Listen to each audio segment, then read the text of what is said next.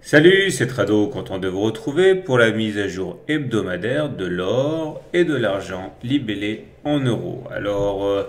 Bon, c'est un petit peu gênant ce qui se passe parce que, l'analyse graphique a clairement montré l'objectif haussier qui devait être rallié. Celui-ci a été rallié et malheureusement, on manque un petit peu de jus pour aller plus haut, plus précisément. Regardez.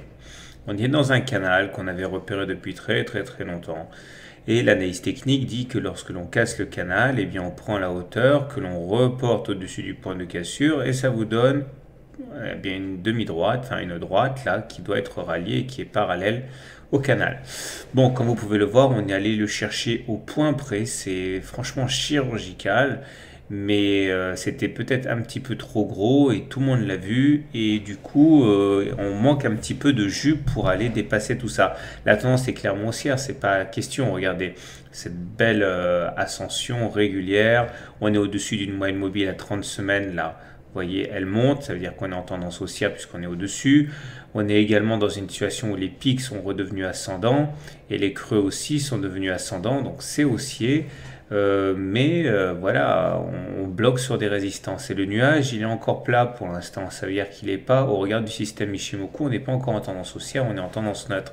Donc voilà, il n'y a plus qu'à espérer que l'on profite de la dynamique en cours pour continuer à aller de l'avant, mais il est vrai également que la rémission des marchés n'est pas un contexte extrêmement favorable à la hausse de l'or si on considère son statut de valeur refuge. Donc voilà ce qui se passe. Il faut donc croiser les doigts. Du côté de l'argent, par contre, c'est beaucoup moins bon et vous allez voir tout de suite pourquoi.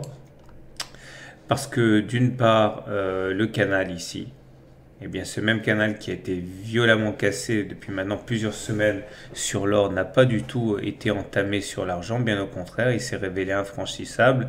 Malheureusement pour l'argent, on s'est retrouvé en même temps face au nuage, le même nuage qui joue un rôle de résistance à la hausse. Donc le canal plus le nuage, c'était peut-être un petit peu trop et du coup on a subi un reflux assez important. La question est de savoir si on aura la force de repasser au-dessus du canal et d'aller chercher l'objectif. Pour l'instant, c'est pas du tout acquis parce que regardez, la moyenne mobile à 30 semaines n'est pas haussière, elle est plate. Donc on est au-dessus du moyenne mobile à 30 semaines qui est plate. Donc ça veut dire qu'on est en tendance neutre au regard de cet indicateur et les pics sont toujours descendants pour l'instant.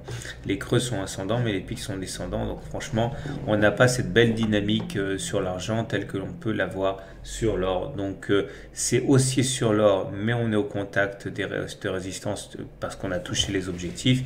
Et pour l'argent, c'est neutre et en plus on est sur des résistances. Donc voilà, on verra ce qui va se passer.